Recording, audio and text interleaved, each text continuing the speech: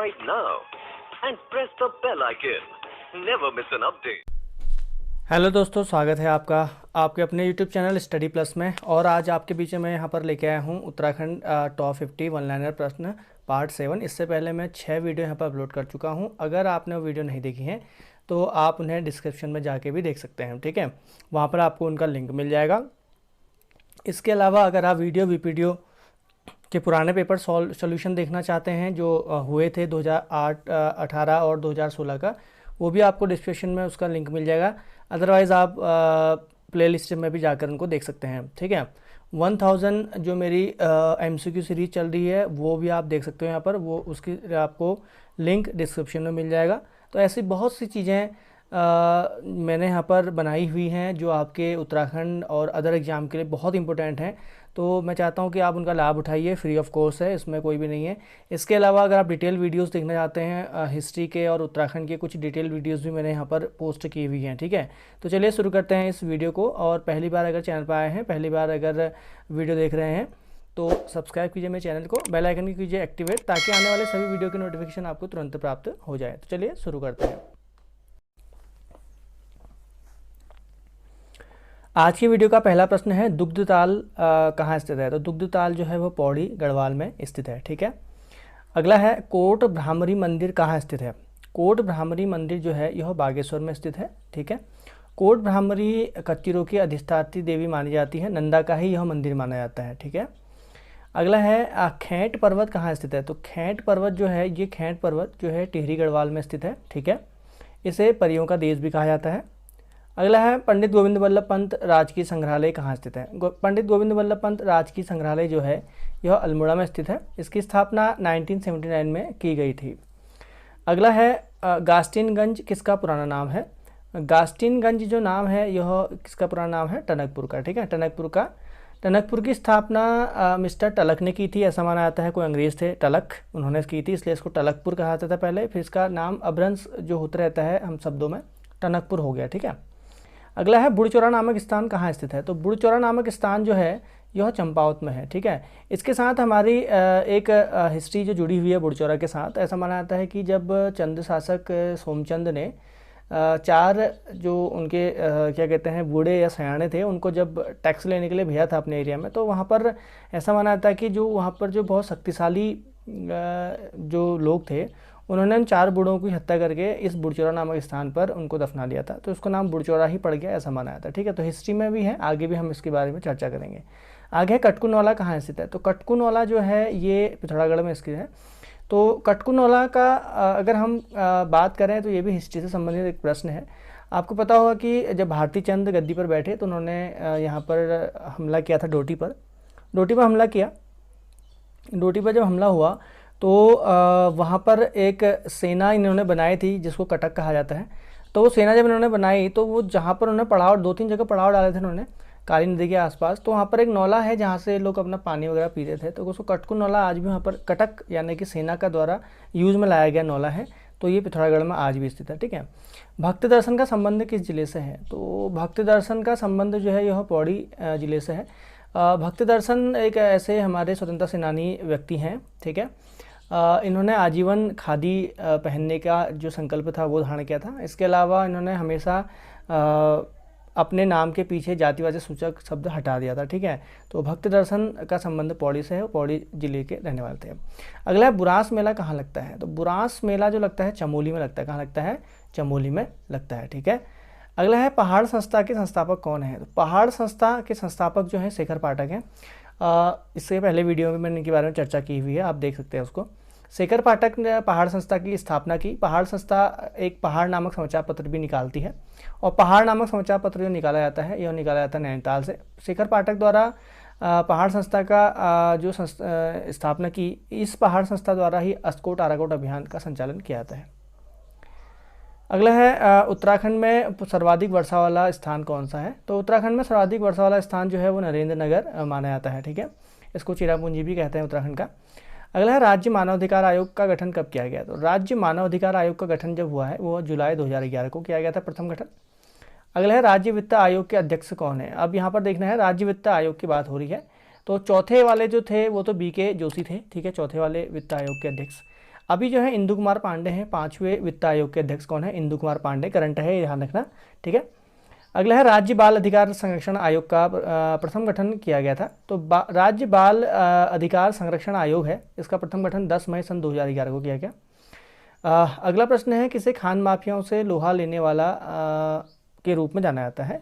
तो जो खान माफिया जो थे इनसे लोहा लेने वाला माना जाता है अवधेश कौशल को, ठीक है। गढ़वाल में बहुत ज़्यादा खनन हो रहा था तो उनसे अकेले ही ये भिड़ गए थे, तो अवधेश कौशल को ऐसा माना जाता है जो खान माफिया से लोहा लेने वाले के नाम पे इनको जाना जाता है। कत्यूरी मानसरोवर पत्रिका किसने निकाली थी? कत्यूरी मानसरोवर पत्रिका जो ये निकाली थी बलवंत मनराल द्वारा, ठीक है। अगला है देव निकाय संस्था किस वंश से संबंधित है? तो बहुत इंपॉर्टेंट प्रश्न है ये, जनरली आपको मिलेगा नहीं है। देव निकाय नामक संस्था जो थी यह आपका पौरव वंश से संबंधित थी। किससे थी? पौरव वंश से।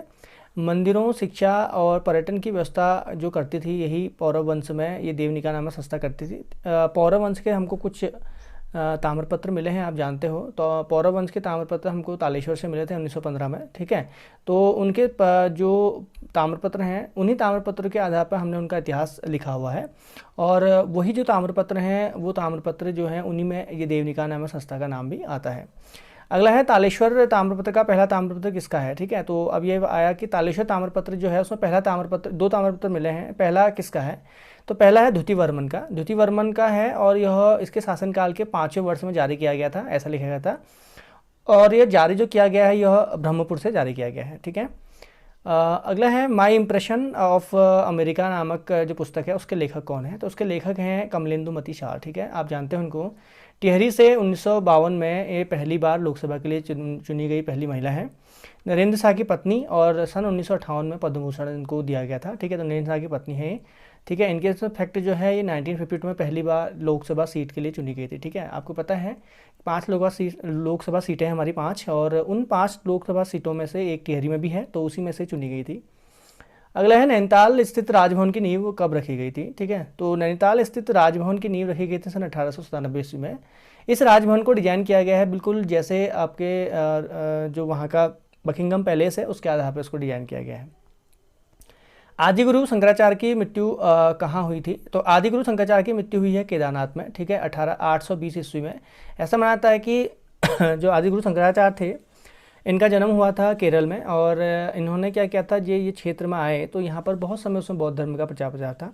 बौद्ध धर्म के प्रचार प्रसार की वजह से इन्होंने यहाँ पर फिर दोबारा हिंदू धर्म का जो हिंदू धर्म था और जो उनके पुराने मंदिर थे उनका जीर्णोद्धार किया था। तो केदारनाथ मंदिर में ये जब आए तो यहाँ पर कहते हैं कि इनको केदारनाथ मंदिर का जीर्णोद्धार भी उन्होंने किया। उसके बाद जैसे ही पश्चिम की तरफ गए तो उनकी यहाँ पर मृत्यु हो गई। तो 820 ईस्वी में कत्यूरी शासनकाल के समय में इनकी मृत्यु हुई। अच्छा, एक चीज़ और है, अभी करंट अफेयर का क्वेश्चन इसी में मैं आपको बता देता हूँ। यहाँ पर करंट अफेयर क्वेश्चन ये है कि आदिगुरु शंकराचार्य की एक मूर्ति यहाँ पर स्थापित की जा रही है बहुत जल्दी, ठीक है। तो वो मूर्ति जो बनाई जा रही है यहाँ पर ये 12 फीट ऊंची मूर्ति है। मैं बताता हूँ आपको, यहीं पर 12 फीट ऊंची मूर्ति है ये, और 35 टन वजनी, इसका वजन 35 टन है, ठीक है। और ये जो है मैसूर के योगी राज ने बनाई है। किसने बनाई है? योगी राज ने बनाई है। योगी राज ने इसको बनाया है, मैसूर के हैं ये, और उनके द्वारा इसको बनाया गया है, ठीक है। और 12 फीट ऊंची मूर्ति है ये, अभी लगने वाली है, बस तैयार है, कुछ दिनों में इसकी स्थापना हो जाएगी। क्योंकि शंकराचार्य की जब 2013 में यहाँ पर फ्लड आया था तो उस समय शंकराचार्य की जो समाधि थी वही बह गई थी, तो नई समाधि यहाँ पर बनाई गई है। आपको पता है कि केदारनाथ को डेवलप किया जा रहा है दोबारा।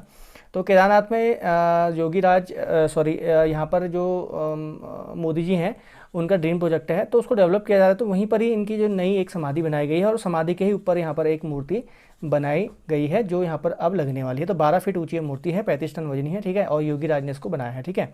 चलिए आगे बढ़ते हैं। रालम ग्लेशियर कहाँ स्थित है? तो रालम ग्लेशियर जो है ये आपका कहाँ है? पिथौरागढ़ में स्थित है, ठीक है, रालम ग्लेशियर। अगला है यहाँ पर प्रश्न, देखते हैं। वीरचंद सिंह गढ़वाली उपनाम किसने दिया था? तो वीरचंद सिंह गढ़वाली को गढ़वाली उपनाम जो दिया गया था महात्मा गांधी द्वारा दिया गया था, ठीक है। महात्मा गांधी द्वारा इनको पावनार आश्रम में बुलाया गया, वहाँ पर ही पावनार आश्रम में जब ये गए थे तो वहीं पर ही इनको पावनार आश्रम जो आज है महाराष्ट्र में, महात्मा गांधी का आश्रम, तो वहाँ पर इनको यह उपाधि दी गई थी, ठीक है। तो महात्मा गांधी द्वारा इनको यह उपाधि दी गई। अगला है पुरिया नैथानी किस राजा से संबंधित है? पुरिया नैथानी जो है यह संबंधित है फतेह शाह से। पुरिया नैथानी को गढ़वाल का चाणक्य भी कहते हैं, ठीक है। और ऐसा माना जाता है कि पुरिया नैथानी ने औरंगजेब से कहकर गढ़वाल में जजिया कर को ना लगाने के लिए उनसे रिक्वेस्ट की थी, ऐसा भी मानता है, ठीक है। तो फतेह शाह के समय पुरिया नैथानी का संबंध माना जाता है। उत्तराखंड का सबसे छोटा नगर निकाय कौन सा है? तो उत्तराखंड का सबसे छोटा नगर निकाय जो माना जाता है वो कीर्ति नगर माना जाता है। कीर्ति नगर सन 1896 में बसाया गया था, ठीक है, कीर्ति शाह द्वारा, ठीक है ना। तो कीर्ति नगर को सबसे छोटा नगर निकाय माना जाता है। कुमाऊं का बैरम खां किसे कहा जाता है? बहुत इंपॉर्टेंट क्वेश्चन है। कुमाऊं का बैरम खां, ये आप जानते हो, ये कहा था शिवदेव जोशी को। शिवदेव जोशी जो हर्षदेव जोशी के पिताजी थे। अच्छा, कुमाऊं का बैरम खां, अब बैरम खां कौन थे ये चीज़ ध्यान लीजिए। बैरम खां जो था, इसको जब हुमायूं की मृत्यु हुई थी तो हुमायूं ने बैरम खां को अकबर को सौंपा था और कहा था कि तुम जब तक ये अकबर मतलब वयस्क नहीं होता तब तक आप इसकी रक्षा करोगे, इसके साथ इस युद्ध में भाग लोगे, और जब ये बड़ा हो जाएगा तो सत्ता उसको सौंप दोगे। तो सेम यही शिवदेव जोशी के साथ भी हुआ था। जब कल्याण चंद की मृत्यु हुई थी तो शिवदेव जोशी को उसके अपने दीपचंद को दे दिया था, और दीपचंद और इससे दीपचंद को दिया, और दीपचंद को देने के बाद इससे एक वचन लिया था कि भैया तुम बड़े होने के बाद दीपचंद को उसकी गद्दी सौंप दोगे, ठीक है। तो शिवदेव जोशी को इसलिए बैरम खां मान लिया जाता है, ठीक है। अगला है, पानीपत की तीसरी लड़ाई के समय कुमाऊं का राजा कौन था? तो पानीपत की तीसरी जब लड़ाई हुई थी तो उस समय जो पानीपत में दीपचंद हुआ करते थे, दीपचंद उसमें राजा था, कल्याण चंद का बेटा, वही जिसको शिवदेव जोशी ने पाला था, ठीक है।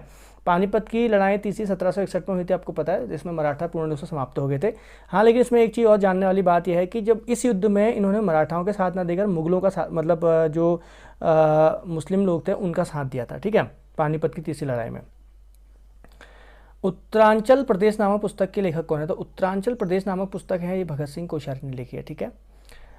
कालसी अभिलेख, कालसी अभिलेख किस वंश से संबंधित है? तो ये आपको पता है मौर्य वंश से संबंधित है। 257 ईसा पूर्व इसको यहाँ पर स्थापित किया गया था, ऐसा मानते हैं। इसमें 14 शिलालेख जो इसके आदेश हैं उनके सभी का एक एक प्रति इसमें आप कह सकते हैं कि प्रति इसमें छापी गई है। इसमें 14 शिलालेख में ही इसमें आपके 5 यवन शासकों का नाम भी आता है कालसी शिलालेख में। इसकी भाषा प्राकृत है, ठीक है, ये चीज़ ध्यान रखना। अगला है, कितने जिले चीन से सीमा बनाते हैं? तो चीन से सीमा बनाने 3 जिले हैं। ये कौन कौन से हैं? आपका एक चमोली हो जाएगा, एक उत्तरकाशी हो जाएगा, एक पिथौरागढ़ हो जाएगा, ठीक है। अगला है, पंचाचूली की ऊंचाई कितनी है? तो पंचाचूली की ऊंचाई है 6904 मीटर, ठीक है, पिथौरागढ़ में स्थित है। नर व नारायण पर्वतों के बीच क्या स्थित है? तो नर और नारायण पर्वतों के बीच स्थित है बद्रीनाथ, ठीक है, बद्रीनाथ है। अच्छा, नर और नारायण पर्वत जो है ये किसके सिंबल हैं? ये आपके विष्णु और अर्जुन के सिंबल हैं, ठीक है, विष्णु और अर्जुन के सिंबल हैं। ऐसा कहानी आपने पढ़ी होगी। फिर ये महाभारत में अर्जुन और विष्णु जो थे पहले पुराने जन्म में, इनके पुराने जन्म में दोनों भाई थे और नर और नारायण थे। तो बद्रीनाथ में ये स्थित है। अगला, किस चंद शासक को मिट्टी का महादेव कहते हैं? बहुत इंपॉर्टेंट है। तो मिट्टी का महादेव कहा जाता है आपका शिवचंद को, शिवचंद को कहा जाता है। आपको पता होगा कि जब 17 से के आसपास, ये 1786 के आसपास अगर बात करें तो उस समय मोहनचंद ने के साथ युद्ध हुआ। फिर आपका मोहनचंद ने उसको हटा के दीपचंद को गद्दी पर बैठाया। फिर जो हमारे चाणक्य कहे जाते हैं, ठीक है, हर्षदेव जोशी, तो उन्होंने मोहनचंद को हटा के फिर शिवचंद को क्या बनाया? राजा बनाया था। मिट्टी का महादेव इसलिए कहते हैं इनको क्योंकि ये बिल्कुल भी बोलते नहीं थे, कुछ भी नहीं करते थे। सारी की सारी सत्ता, सारी पावर जो थी वो किसके हाथ में? जोशियों के हाथों में थी उस समय, ठीक है। अगला है, व्यासी जल विद्युत परियोजना किस नदी पर है? तो व्यासी जल विद्युत परियोजना जो है वो यमुना नदी पर स्थित है। अगला है, बवाला जल विद्युत परियोजना। तो बवाला जल विद्युत परियोजना जो है यह नंदप्रयाग में चमोली किस जनपद में स्थित है? सॉरी, तो नंदप्रयाग में है, चमोली जनपद में स्थित है, ठीक है। अल्मोड़ा जाखन देवी मंदिर से किसके, अल्मोड़ा में जो जाखन देवी मंदिर है उससे किस वंश के निवास की पुष्टि होती है? तो यक्ष जो है इनके निवास की पुष्टि वहाँ पर की जाती है, ठीक है। रानीखेत पर्वत श्रेणी किस हिमालय में स्थित है? तो रानीखेत जो पर्वत श्रेणी है ये आपका मध्य हिमालय में स्थित है, और रानीखेत जो पर्वत चोटी है वो गगास नदी के किनारे बसी हुई है, ठीक है। अरवाताल कहाँ है? तो अरवाताल जो है ये भी चमोली में स्थित है। अगला प्रश्न है, लधिया किसकी सहायक नदी है? लधिया जो है ये काली की सहायक नदी है, ठीक है। लधिया जो है काली में मिलने वाली अंतिम सहायक नदी है। छायागाड़, सोनगाड़, बुग्याल ये कहाँ स्थित है? छायागाड़, सोनगाड़, बुग्याल उत्तरकाशी में स्थित है। अगला है, कुमाऊं मंडल विकास निगम का मुख्यालय कहाँ स्थित है? तो कुमाऊं मंडल विकास निगम का मुख्यालय जो है यह नैनीताल में स्थित है, ठीक है। साई नामक देवता किस जनजाति से संबंधित है? तो साई नामक देवता जो है ये संबंधित हैं आपके भूटिया जनजाति से। इनको गांव का रक्षक माना जाता है। किसका प्रमुख नेगी कहलाता था? तो गरखा होता था, जैसे परगने होते थे हमारे वहाँ आज जैसे जिला, उसके बाद गांव, जिला ऐसा करके टूटे हुए। उस समय देश, फिर उसके बाद परगना, फिर ऐसा होता था। तो परगने का जो अधिकारी होता था उसको गरखा या गरखे कहा जाता था, ठीक है। भारत का प्रथम पंजीकृत स्कूल कौन सा है? भारत का प्रथम पंजीकृत स्कूल जो है ये 1935 में बनाया गया दून स्कूल है, जो सतीश रंजन दास ने CR दास ने बनाया था। ठीक है, इसे ही हम भारत का प्रथम पंजीकृत स्कूल मानते हैं। अगला, हरियाली देवी मंदिर कहाँ स्थित है? तो हरियाली देवी मंदिर जो है ये आपका रुद्रप्रयाग में है। ठीक है, नागपुर क्षेत्र में पड़ता है ये, रुद्रप्रयाग के यहाँ पर हरियाली देवी मंदिर है। ठीक है, तो दोस्तों ये होती मेरी आज की वीडियो, और अगर आपको अच्छी लगे तो लाइक और शेयर और सब्सक्राइब को जरूर कीजिएगा। ठीक है, तो मिलते हैं इसी तरह से कुछ नई वीडियो के साथ आपके साथ नेक्स्ट टाइम।